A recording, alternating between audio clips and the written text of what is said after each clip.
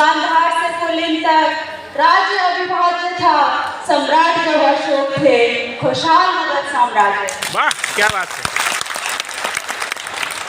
जैसा कि हम सभी जानते हैं, सम्राट अशोक का जन्म आज से 340 ईसा पूर्व पाटलिपुत्र की इस पावन धरती पर ही हुआ था। और बचपन से ही वे इतने मेधावी और प्रतिभाशाली थे कि उनके पिता ने उनके विलक्षण प्रतिभा, सैन्य कौशल और प्रजा के प्रति प्रेम भावना को देखकर बहुत कम उम्र में ही उन्हें राजगद्दी सौंप दी थी। उन्होंने अपने कुशल कूटनीति और पराक्रम के बल पे अपने साम्राज्य का विस्तार उत्तर में हिंदू कोश की श्रेणियों से लेकर दक्षिण में गोदावरी नदी के दक्षिण कर्नाटक और मैसूर तक, पूरब में बांग्लादेश से लेकर पश्चिम में अफगानिस्तान तक किया। परंतु कलिंग युद्ध में हुई घटना ने उन्हें इतना अंदर से झकझोर दिया कि उन्होंने कभी युद्ध न करने का निर्णय लिया और बौद्ध धर्म का रास्ता अपनाते हुए लोक कल्याण के कार्य में लग गए। उन्होंने बौद्ध धर्म का प्रसार पूरी दुनिया में किया और सभी धर्म संप्रदाय में एकता की नींव रखी। उनका कहना था, हर धर्म संप्रदाय एक दूसरे को सम्मान देना चाहिए और बौद्ध धर्म एक सामाजिक और राजनीतिक एकता वाला धर्म है। और उन्होंने बुद्ध की नीतियों को अपनाते हुए सभी लोगों को अहिंसा का मार्ग अपनाने और भलाई कार्यों को बढ़ावा देने की सलाह दी।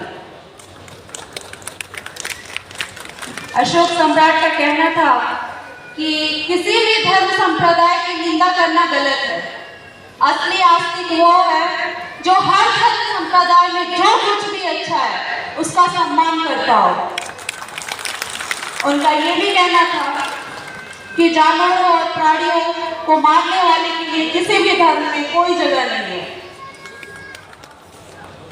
अतः सम्राट अशोक का उद्देश्य एक ऐसी मानवीय वृत्ति को जन्म देना था जहां सामाजिक उत्तरदायित्व को, एक व्यक्ति को और दूसरे के प्रति व्यवहार को महत्वपूर्ण समझा जाए। एच.जी. वेल्स ने भी अपने पुस्तक में सम्राट अशोक के बारे में लिखा है कि बादशाहों के 10,000 नामों में जिनसे इतिहास भरे पड़े हैं, अनेक बड़े बड़े सम्राट, शहंशाह और महामहिम है, परंतु सम्राट अशोक का एक अकेला नाम ऐसे जगमगा रहा है जैसे कोई सितारा हो। वोल्गा से लेके जापान तक आज भी उनका नाम बड़े आदर के साथ लिया जाता है। राजाओं के राजा, सम्राटों के सम्राट, महामहिम चक्रवर्ती सम्राट है।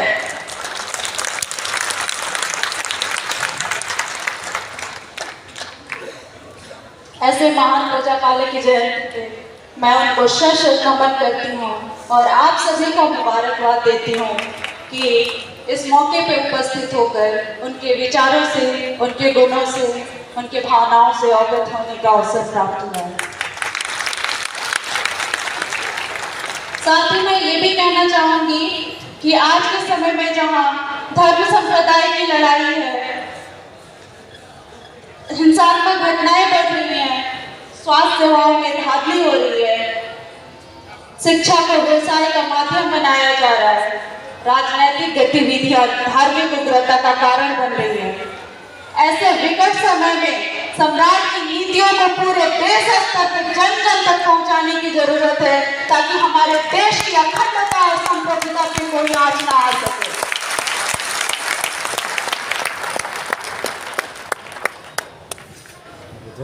इसके लिए इस अशोकाष्टमी के पावन पर्व को पूरे शहर, हर गांव में पूरे हर्षोल्लास के साथ मनाने की जरूरत है ताकि हर कोई उनकी भावनाओं, उनके गुणों से और उनके विचारों से अवगत हो सके।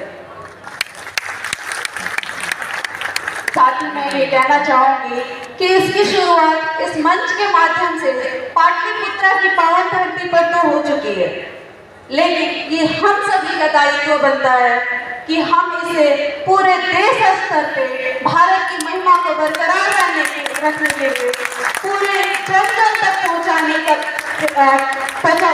में अपना पूरा योगदान दें। साथ ही मैं ये कहना चाहूंगी कि मत भूलो अपने संस्कारों को जो देकर सम्राट अशोक गए, जिन्हें पढ़कर और समझकर बन गए विद्वान ने। जो दुनिया में ऐसा संस्कार भारत देश लाया जब से भारत देश में चक्रवर्ती सम्राट अशोक आया। ऐसे महान प्रजापालक को मैं शत नमन करती हूँ और एक विजेता, दार्शनिक और प्रजापालक के रूप में सम्राट अशोक हमेशा अमर रहेंगे और भारतीय इतिहास के प्रकाशमान तारे की तरह वो हमेशा जगमगाते रहेंगे। इसी के साथ मैं अपनी वाणी को विराम देती हूँ। धन्यवाद। जय हिंद, जय भारत।